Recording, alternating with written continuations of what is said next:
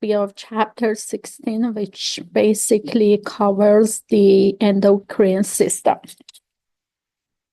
You may remember we talked about different type of glands in our body, which they're going to release their secretion inside blood system, and we consider those as endocrine system. One of those glands is thyroid gland. If you're looking at this picture, you're going to see the position of thyroid gland in front of our basically trachea and the neck area. And you're going to see it's going to have two lobes and it's connected to each other by a little bit of tissue, which we call that stems. And that is covering by several different vessels, which is going to bring nutrient to the surface of the thyroid glands. Our thyroid glands is made of the epithelial tissues and also is going to have the follicles. The follicles are round-shaped cells, which mostly they produce the glycoproteins, which we call those thyroglobulin, and is a precursor for our thyroid hormones such as T3 or T4. The colloid is the fluid part of our thyroid follicles and basically is a gel-like substance and is kind of more, I should say, sticky compared to the watery fluid. And in addition to thyroglobulin, is going to have iodine, and basically you may know already part of our thyroid hormones are carrying iodine in their structures. Parafollicular cells also are included in the structure of our thyroid glands, which they produce calcitonin. This picture is going over overall location of our thyroid gland in the front of the neck. As you can see, we're going to have thyroid cartilage on the top, and we're going to have trachea underneath of the thyroid glands. And we have two main arteries in both sides of our thyroids, which, as you can see, they're going to bring the blood to the neck and to the cranial region. These histology pictures is going over the cells that you can find in thyroid glands. As you can see, we're going to have these round-shaped cells, which is going to be the follicles. Inside follicles, we have the fluid, which we call that the colloid fluid.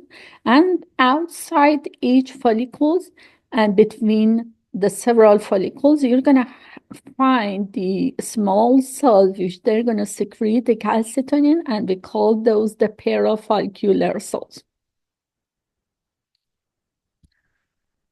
There are two hormones which is going to be released by those follicles. We're going to have the thyroxine and we're going to have triiodothyronine. And basically, in the simple way, we call them T4, T3. Both are carrying tyrosine, which is the amino acid in their structures. And for one of them, we're going to have two tyrosine molecules, which is binded to one iodines, or sometimes we're going to have two tyrosine, which they're going to bind it to the three iodines. And that is going to make the T3. Then the number of iodine is defined the type of these hormones. Thyroid hormones are going to affect in our body in different ways. They can bind to the receptors inside cells and trigger the transcription of different type of the proteins. They can affect on the metabolic activity and how much of energy we're going to use or how much of the energy we're going to release as a heat inside our body. They can affect on growth hormones and development of our body, especially when it comes to the embryology. And they can affect on the adrenergic receptors in our blood cell and change our blood pressures. When we talk about thyroid hormones are storing too much of the thyroid stimulating hormone, which we call that TSH. And when we require to have the more or extra amount of the thyroid, this thyroid stimulating hormone is going to be released and affect on the thyroid glands, and thyroid glands is going to be activated. There are 7 steps in this process. Thyroglobulin synthesis is going to happen in our follicles, in the lumen of our follicles in thyroid glands. And then they're going to trap iodine. Remember, we told you for T4, you're going to have 4 iodines molecules, and for T3, you're going to have 3. At this step, we're going to trap those iodines. Then basically, at the start, we don't have iodines. We're going to have iodide. This iodide is going to be converted to the iodine in the lumen, and then they're going to be attached to the tyrosine. And tyrosine, which is located on the surface of the thyroglobulin, they're going to be activated by a specific enzyme, which we call that peroxidase enzyme. In this case, our thyroglobulin, which is ionized, is going to go to the is going to move basically to the endocytosis. And then we're going to start to make the T3 or T4. Another enzyme is going to cleave for these 2 types of the hormones, which we call that lysosome. The lysosomal enzyme is going to cleave the T3 and T4 from the thyroglobulin, and then we're going to have secretion of those hormones in our bloodstream. This picture is going over the whole steps.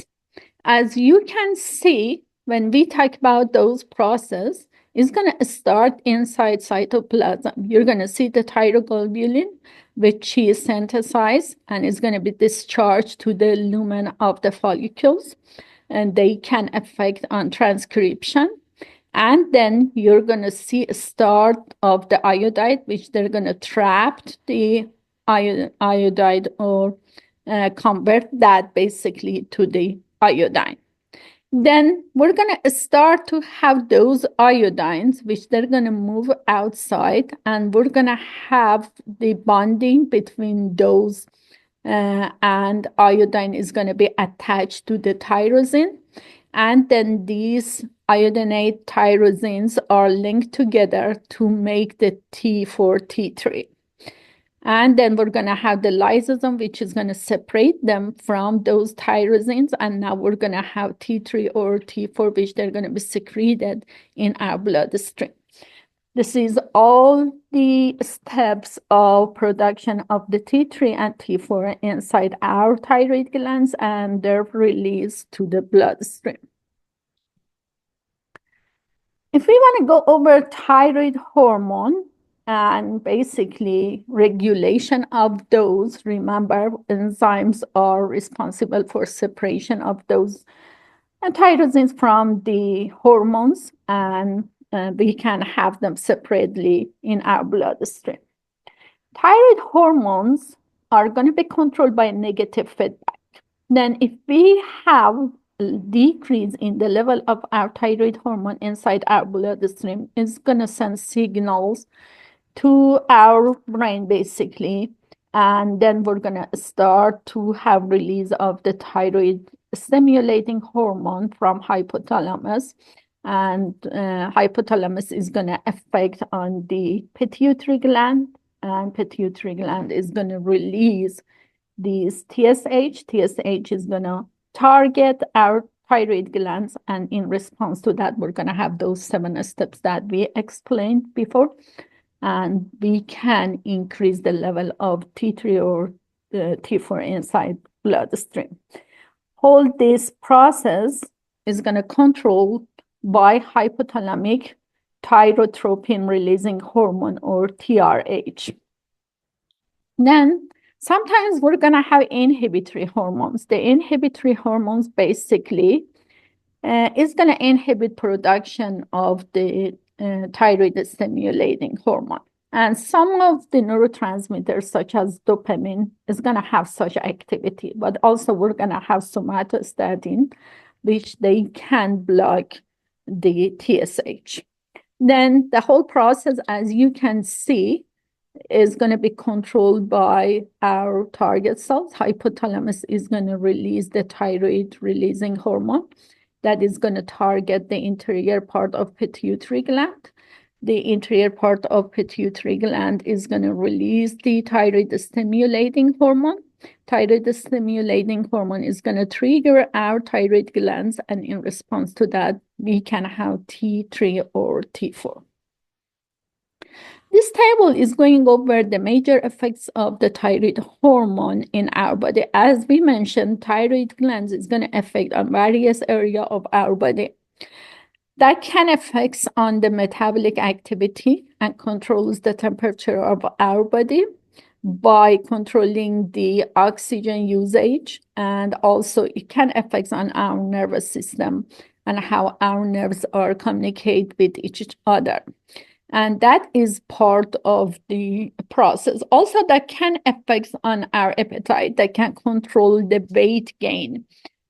Depends on if we're going to have balance, we're not going to have any weight gain. If we're going to have lower activity of thyroid hormones, basically our appetite is going to increase. If we're going to have higher level, our appetite is going to decrease. Then basically that is going to affect on weight gain, weight loss, if is imbalance. That can affect on carbohydrate metabolism. Remember, when we talk about carbohydrate metabolism, we can have conversion of the glucose to the glycogen in the liver that can store in the liver, or we can have decrease in synthesis of the protein. Then all those are controlled by our thyroid glands. Again, our nerves are communicate with each other. They use the oxygen for communication and for their activity, which thyroid gland is going to affect on all those processes. And any sort of damage to those and any abnormality can result in depression or can result in insomnia or abnormal activity. Our thyroid hormone also involved in the functioning of our heart, because that can affect on the pumping action of our heart and blood pressure, and also is going to affect on catecholamines, norepinephrine and epinephrine, which they are affecting on heart rate or blood pressure, and change all those if they have abnormal levels. They can affect on muscular development and muscle atrophy or muscle weakness. They can affect on the gastrointestinal system, which basically they can affect on secretion of the enzymes or acids inside digestive system. And we can have the unbalance if we don't have enough thyroid hormone inside our body. Also, our thyroid hormone can affect on the ovary or testes action and controls or promotes functioning of the reproductive system. In addition to all those, we're going to have integumentary system, our skin, nail, hair area, which they're going to be affected by level of the thyroid hormones. Now, in this picture, you can see some abnormality with thyroid hormones.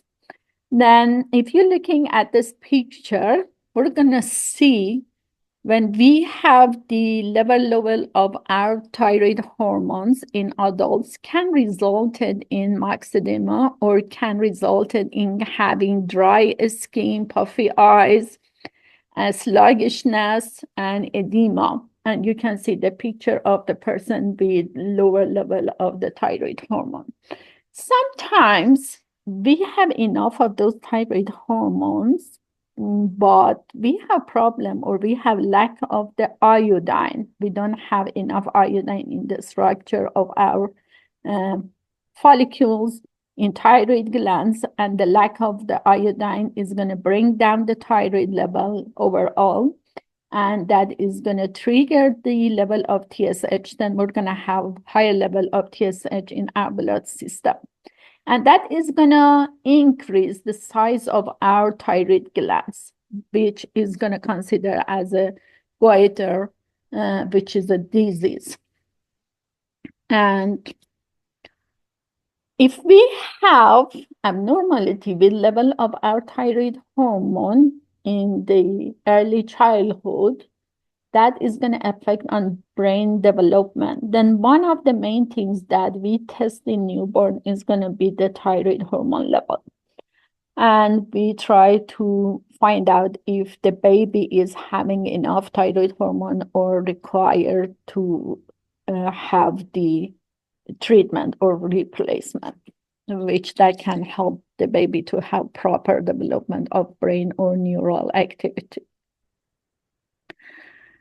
You can see the enlargement of the thyroid gland in this person, which is the lack of iodine or iodine deficiency. The Graves' disease is the another imbalance that we can have with thyroid when we're going to have higher level secretion of the thyroid hormones. Basically, that is going to make Graves' disease.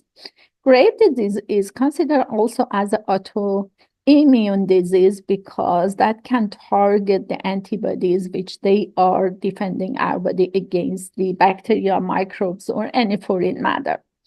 They can mimic some of the antibodies. And as you can see as the symptoms, the eyes are popping out, and we're going to start to see change in the fibrous tissue layer of the eyes, and they're going to be inflamed. And basically, we're going to have change in the structure of the eyes. This is another picture of these people. Basically, for this type of the abnormality, we require to remove the thyroid glands, or sometimes we're going to use up the radioactive iodine to destroy the active thyroid cells and bring the level of the thyroid hormones down. Another hormone that is going to be produced by our thyroid gland is going to be the calcitonin. Calcitonin, which is going to be released by parafollicular cells in response to the higher level of the calcium, is going to act as an antagonist. Then basically is an antagonist to parathyroid hormones, and is going to control the level or block the level of the calcium release. And we can inhibit the activity of the osteoclasts. Remember, osteoclasts are responsible for breakdown of the bone structures. And when they break down those bones, they're going to release calcium to the blood system. Now we're going to inhibit their activity, which is going to stimulate the uptake of those calcium by our bone structures. Parathyroid glands is a reverse thing. Then when we talk about parathyroid glands is going to be secreted in response of the lower level of the calcium in our blood system. And that is going to target those osteoclast cells. And osteoclasts are going to break down the bone structure and release those calcium inside our blood system. If we want to go over stimulation of the osteoclasts, remember when we're going to have the osteoclasts are going to release acids. They're going to dissolve the bone structure, and they're going to make free calcium inside our blood system. Then another things that we're going to reabsorb calcium in our kidney instead of secretion. And we're going to secrete more phosphate by kidneys, which that is going to promote the level of the calcium in our blood system. Also promotes the activation of vitamin D by kidneys. Remember, vitamin D is going to help us to absorb calcium in our intestine. This graph is showing all those connections that we talk about them. Then as you can see, we're going to have the lower level of the calcium inside our blood system, which we call that hypocalcemia. And that is going to trigger our parathyroid glands, which you can have 4 to 8 of them over the surface of our thyroid glands. And they're going to release the parathyroid hormones. Parathyroid hormones is going to trigger our kidneys and our bone structures. When it's triggered the kidneys, we're going to have more reabsorption of the calcium, and it's going to activate also calcium absorption in our digestive system, in our small intestine. And when it's triggered, the bone structures is going to affect on the osteoclast and reabsorption of the calcium in our blood system. Hyperparathyroidism is when we're going to have tumor inside our parathyroid hormone that is going to affect on the calcium release from our bones to blood system, that can affect on softening of our bone structure or deforming them. They can affect on the nervous system communication. Remember, we need calcium to be released for having action potential or communication of the nervous system. Sometimes we're going to have the osteotis fibrosus cystica. That is affecting on bone structure, make them more softened, and in response to that, we're going to have fracture in our bones. Hypoparathyroidism is also can be following of the trauma in our parathyroid glands, which that can affect on the level of the calcium, and that can affect on our respiratory system, and even that can cause the death. Another endocrine gland that we're going to talk about that today is going to be the adrenal gland. Adrenal glands is located on top of our kidneys.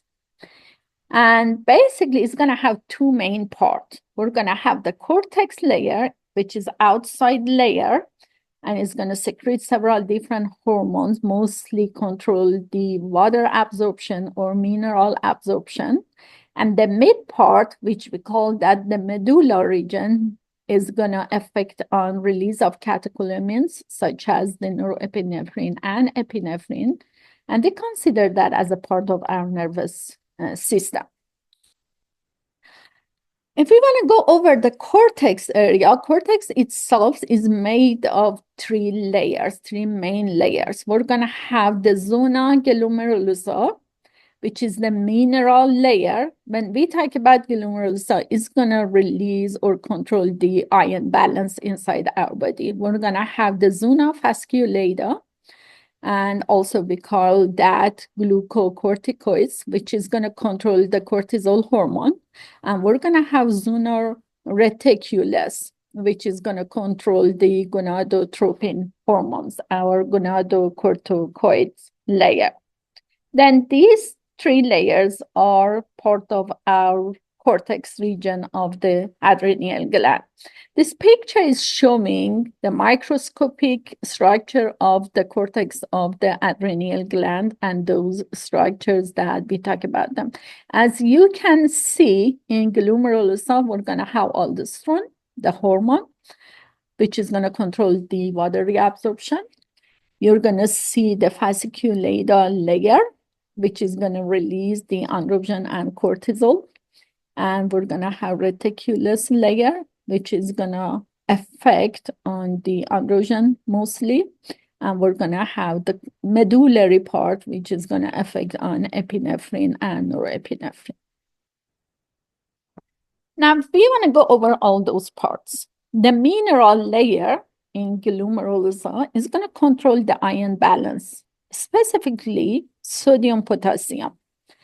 Sodium and potassium are two main ions, which they're going to control many of the functions inside our body. And they are highly important for controlling blood volume, blood pressure, calcium reabsorption, nerve communication, muscle contraction, all those main activity which they controls. And also we're going to have aldosterone.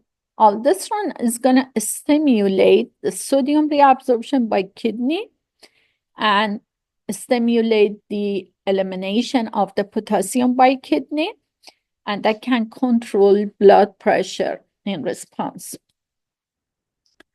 If we want to go over the enzymes or hormones that we're going to have and factors which is going to affect on aldosterone, we're going to have renin, angiotensin, aldosterone mechanism, and we're going to go over plasma concentration of the potassium, and we're going to go over hormone which we call that atrial natriuretic peptide, and we're going to talk about their effects. The renin angiotensin aldosterone mechanism basically is going to bring down our blood pressure. How is going to do that? Renin is going to affect on the plasma protein, which we call that angiotensiogen. And that is going to trigger a cascade of the enzyme activity and convert it to the new protein, which we call that angiotensin 2. Angiotensin 2 is going to target release of the aldosterone. And again, we're going to have other type of the activity which is going to affect on the functioning of our mineral inside the adrenal cortex. Another thing that we can talk about that is the ACTH. The ACTH can cause increase of the aldosterone and is going to be released in response of the stress inside our body. And we can have the ANP hormone, which is going to be secreted by our heart arteries, and that is going to affect on blood pressure and basically is inhibitory hormone for renin and affects on the blocking of the aldosterone and will bring the blood pressure down. This picture is going over all those, and as you can see, is going to involve several different hormones in our, I should say, controlling of the release of aldosterone. As you can see, when we talk about the renin angiotensin, you're going to see blood pressure is going to be down. It's going to send signals to the kidney. Renin is going to be released. It's going to affect on conversion of the angiotensin 2 and converted to the angiotensin 2. And now, in response to that, we're going to have the secretion of the aldosterone in the cortex, which is going to bring up the level of the sodium and secrete or increase secretion of the potassium, and our blood pressure as a result is going to go up. Another way which we're going to have that is going to be when we're going to have adrenocorticotropic hormone or ACTH hormone, which is going to be released by hypothalamus, is going to target our pituitary gland. In response to that, ACTH is going to affect on the secretion of aldosterone, and the process is going to be same. And we're going to have ANP, which is going to inhibit the effects of the aldosterone. Now, if we're going to have hyper secretion or higher level of the aldosterone release inside our body, that is the sign of adrenal tumor. Hypertension is going to be the result of having higher level of aldosterone inside our blood system. And also we're going to have more excretion of the potassium, and that is going to affect on the nerve communication. Glucocorticoids, which basically we call them the cortisol hormone or hydrocortisone hormone, they are the stress hormone. Then they're going to be released in response to working under pressure or having a stress inside our body. And we have three types of them. We're going to have the hydrocortisone, we're going to have the cortisone, or we're going to have the corticosterone. All these three types of hormones are affecting on blood pressure and they can keep our blood glucose level high. And that's affecting on our metabolism, basically. The cortisol is going to be released in response to those ACTH. ACTH is going to target their release. And when we have a lower level of these hormones, basically, we're going to send signals to the pituitary gland. In response to that, we're going to inhibit ACTH, and we can have the negative feedback and make balance. Sometimes we're going to have infection, we're going to have trauma, we're going to have physical pressure over our body, which is going to affect on release of those cortisols inside our body. And that can result in having imbalance inside our body. When we have the action of the cortisols inside our body, remember, the level of glucose is going to change, the level of fatty acid and amino acid is going to change in response to those hormones. And other things that we can add to these things is going to be when we have the rises in blood pressure, basically the nutrient, which they're going to go to the cells, they reach to the cells faster. Excessive level of these hormones is going to affect on bone structures and the cartilage. Remember, the main function of these hormones are the inhibition of inflammation. But when we're going to have the extra activity, they can affect on release of cytokines, which we call them inflammatory chemicals.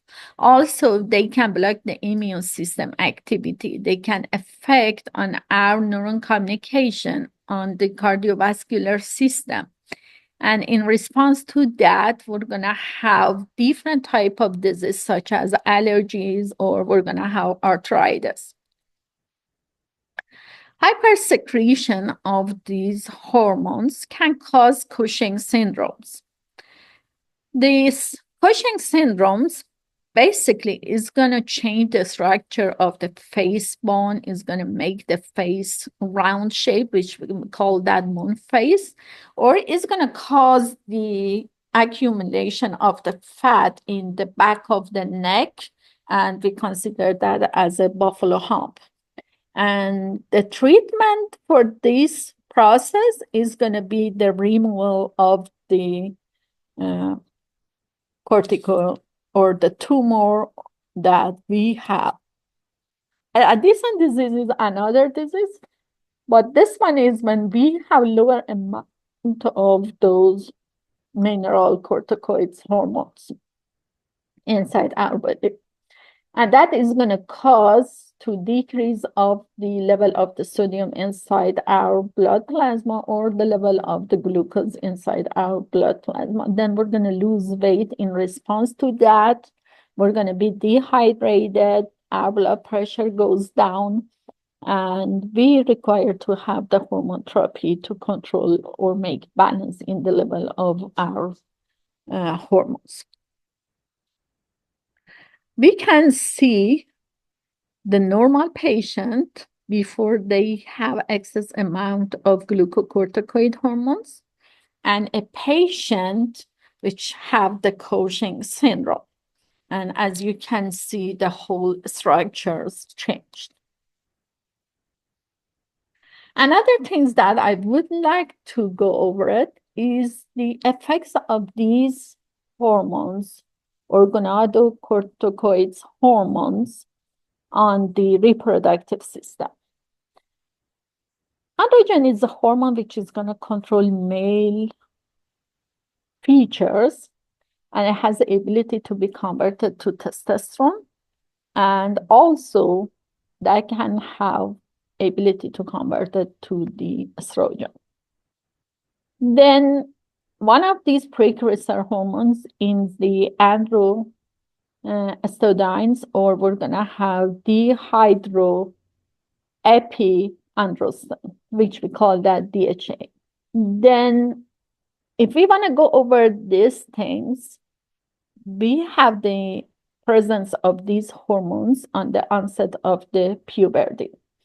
And that is resulted in characteristic of the female body or also in male, giving the facial hair or giving the male features to the young boy.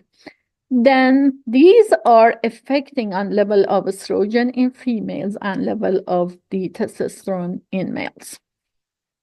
Now, if we have higher level of secretion of these hormones or the androgen, then it's going to masculize people. Then if it's female, it's going to have larger structure or frame body and it's going to make them having facial hair or body hair basically. And in boys, is going to result in being premature and giving them the early features of the adult. Also, another thing that we can consider is when we're going to have the medullary part. In medullary part of our adrenal gland, we're going to have chromaffin cells. These chromaffin cells are responsible for making epinephrine and norepinephrine. Majority of production is going to be the epinephrine, around 80%. And the rest is going to be norepinephrine. Remember, these catecholamines, they can go over vasoconstriction or vasodilation. They can increase the heart rate, increase blood glucose level. They can affect on heart pumping and skeletal muscle contraction. Epinephrine is the stimulatory. Then is going to trigger the dilation, is going to trigger the contraction, is going to trigger the pumping and all those processes.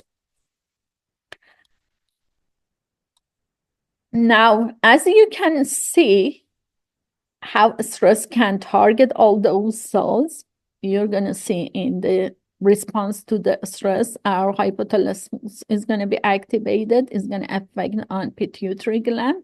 In response to that, we're going to have the nerve activity. We're going to have the adrenal gland activity. We're going to secrete different hormones, which they can target our cardiovascular system, especially the medullary part. They can target our respiratory system or even metabolic activity in our liver. They can target our kidney functioning or even target muscle contraction or the position of the fat or restoring the fat in our tissues. Lower level of the epinephrine or epinephrines are basically is not affecting that much to the life because it's much more important to have the norepinephrine and epinephrine at same levels. But if we're going to have the hyperactivity, that is going to affect on our nervous system. That can raises our heartbeat. They can affect on the blood vessels. They can increase metabolic activity. They can result on the soothing. And those are basically a sign of having abnormality in the structure of medullary part of our adrenal gland. And or we can have tumor in our chromaffin cells. This table is overall explaining all those structures, telling you that chief cells, which we're going to have in mineral corticoid area, they're going to be stimulated by renin, angiotensin, and we're going to have those conversions, which is going to control the aldosterone. If you're going to have higher production, you're going to have the aldosteronism. If you're going to have lower production, you're going to have Addison disease. When we're going to have the glucocorticoids, which is going to be stimulated by ACTH, is going to be controlled by negative feedback that can affect on the protein metabolism. And if we're going to have higher level of those cortisol, we're going to have Cushing's disease or syndrome. If we're going to have lower amount of the cortisol, we're going to have Addison disease. We can have the gonadocorticoids hormones, testosterone, estrogen, is going to be the targets. Then if we're going to have a higher level in female, that is going to masculize them. And if we're going to have lower amount, is not going to have that much effect. And catecholamines, those norepinephrine, epinephrine. If you're going to have higher amount, we're going to have prolonged sympathetic activity or fight or flight response. And if we're going to have lower, that is not going to change too much. Then we talked about the thyroid glands, adrenal glands. Now we're going to go over another endocrine glands, the pineal glands. The pineal glands is small glands which we have it in the roof of our third ventricle in our brain region, and mostly is going to secrete melatonin. And melatonin is basically made from serotonin, which is the neurotransmitter. Melatonin is going to affect on several activity inside our body. It's going to control our circadian cycles or day or night cycles, the sleep cycles. It's going to control our body temperature. It's going to control our appetites. It's going to be involved in production of the antioxidant and detoxification of the molecules inside our cells. Then basically it's playing several main roles inside our body. You can see the location of the pineal gland in the roof of the third ventricle inside the cranial region. In addition to the pineal gland, we're going to have pancreas, which is considered as a part of our endocrine system, is having a bunch of the cells, acinar cells, which they are exocrine. That means they're going to produce enzyme, which they're going to be released to the outside of the cells. And they involve in digestion. We're going to have the Langerhans or pancreatic islet, which they are part of our endocrine part. And they made of two main cells, the alpha cells and beta cells. The alpha cells are produce glucagon, and we're going to have the beta cells, which they're going to produce the insulin. This is the histology picture of our pancreatic tissue. You can see one of the pancreatic islet, these round-shaped structures. You can see the alpha cells, which they produce the glucagon, and we're going to see the beta one, which they produce the insulin inside cells. If you want to distinguish between those structures, basically the alpha one, they absorb more dye and they are more intense in the color. Glucagon is the precursor of the glucose, we should say. Then basically it has the ability to be converted to the glucose. Breakdown of glycogen to glucose is going to happen inside our liver. And we consider this process as a glycogenolysis. And in this process, we're going to synthesize glucose from the lactic acid or other type of non-carbohydrate molecules. And that resulted in releasing of the glucose in our blood system. Insulin is a hormone which is going to be released by pancreas and is going to bring down the level of the glucose inside our blood system and basically inhibits breakdown of the glycogen to glucose in the liver and also inhibit conversion of the proteins and fat to the glucose. And we can have balance in level of the glucose inside our blood system by having proper activity of insulin. Then one of the main things that insulin is doing is controlling development of the neural activity and involved in the memory activity. And they can bind to the tyrosine kinase enzyme receptors, which they are responsible for uptaking the glucose to these cells. They can catalyze the glucose, and they can polymerize glucose to the glycogen and store it in the liver. And also they have ability to convert glucose to the fat, and we can deposit those in different type of the tissue. Then insulin is going to elevate the level of the glucose, is going to rise the blood level of the amino acids or fatty cells, is going to control the acetylcholine level, which is effect on the nerve activity. Also, that can affect on the thyroxine, that can affect on growth hormone release, or even catecholamines activity inside our adrenal glands. Then, as you can see, insulin is targeting several different organs. It's going to be released by pancreas. It's going to stimulate glucose uptake in the cells or tissues. The extra is going to be stored in our liver in the form of glycogen.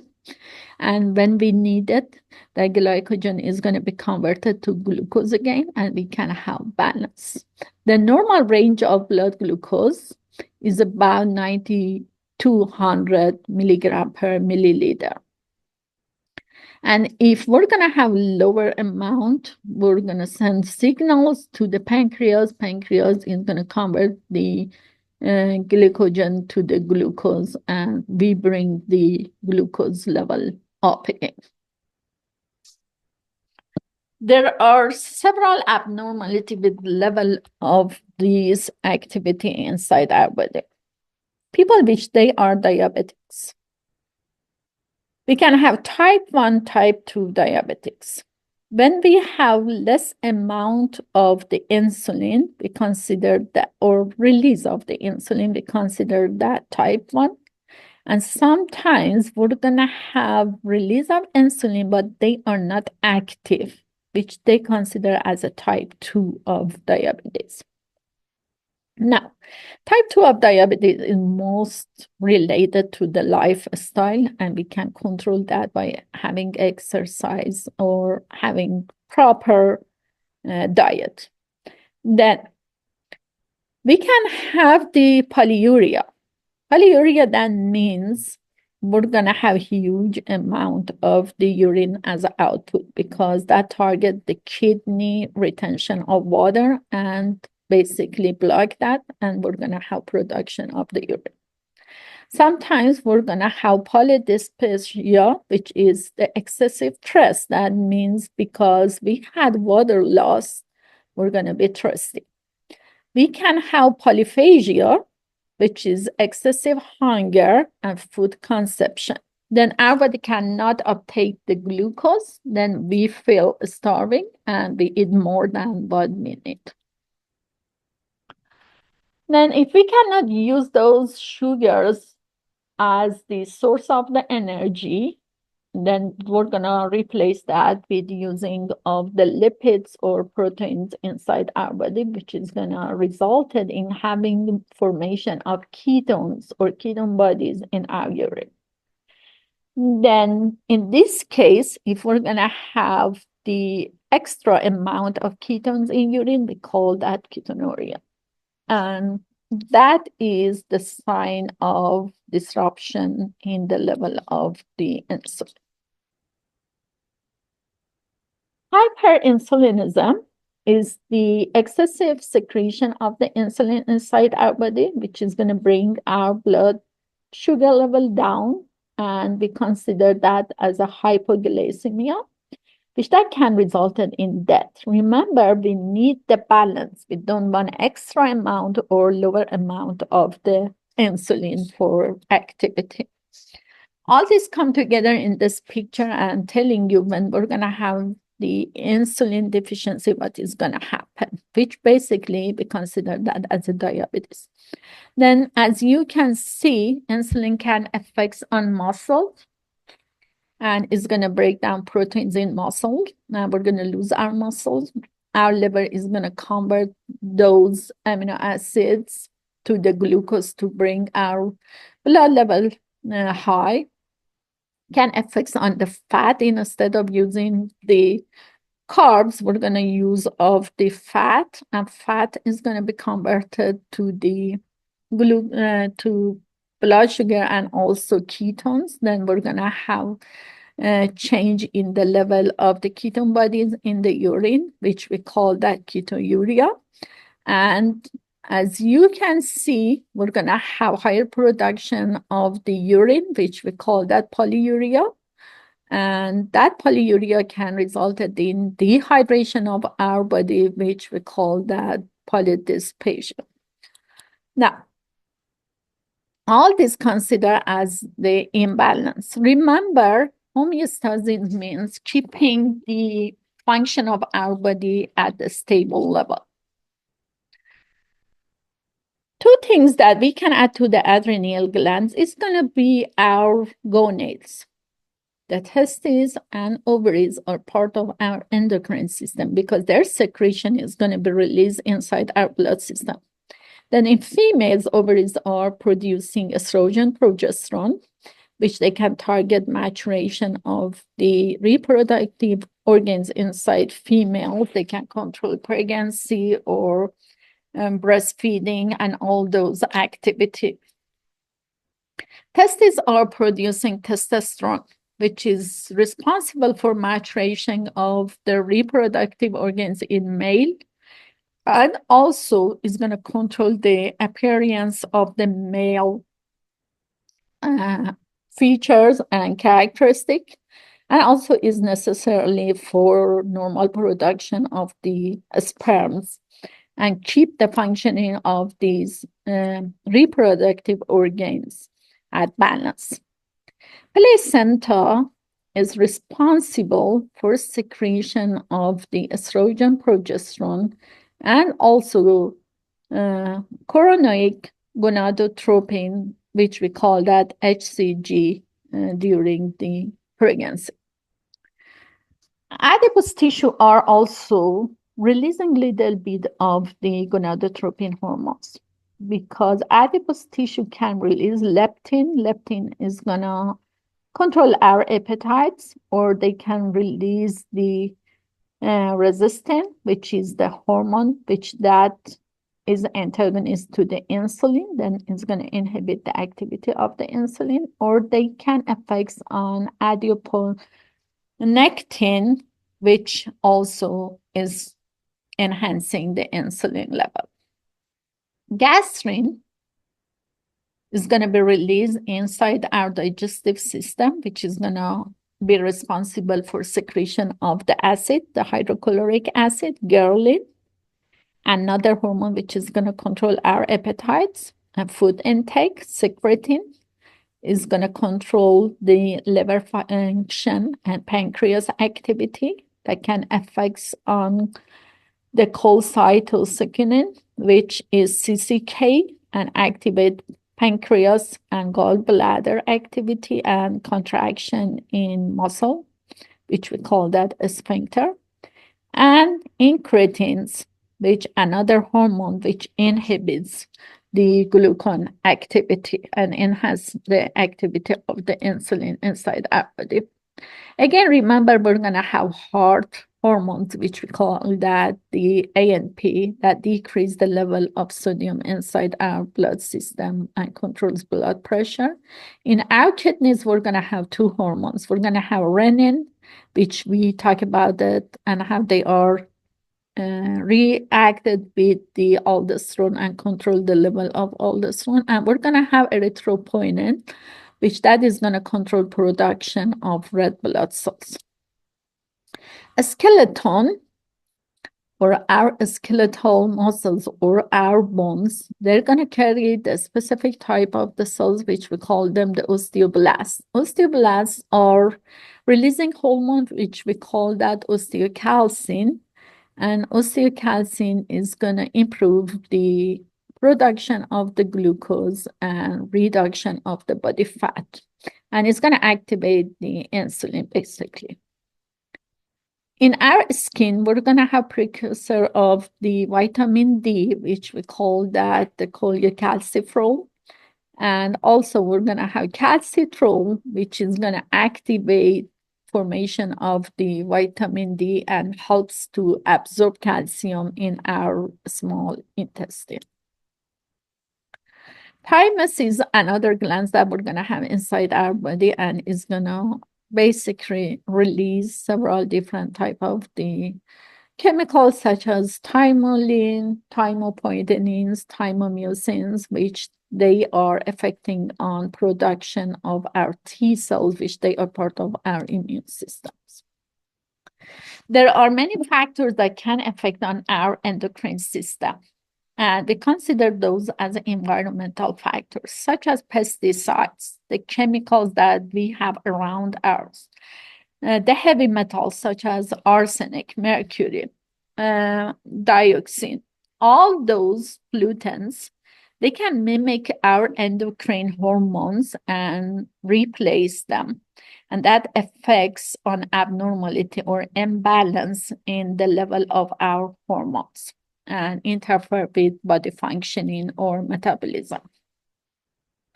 Remember, growth hormones is going to be declined by our aging. Then we're going to lose our muscle production. We're going to go through muscle atrophy, or thyroid hormones also is going to decline with age, and we can see change in dryness in our skin, darkening our skin, production of more melatonin, and also parathyroid hormones.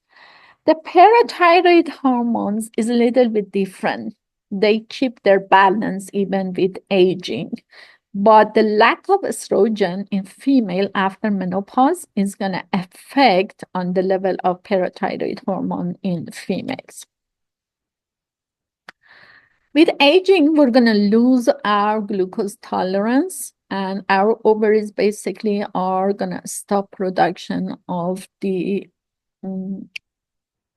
female hormones such as estrogen, which that can affect on several factors. In males, testosterone is going to decrease, but the effects is not as much as female.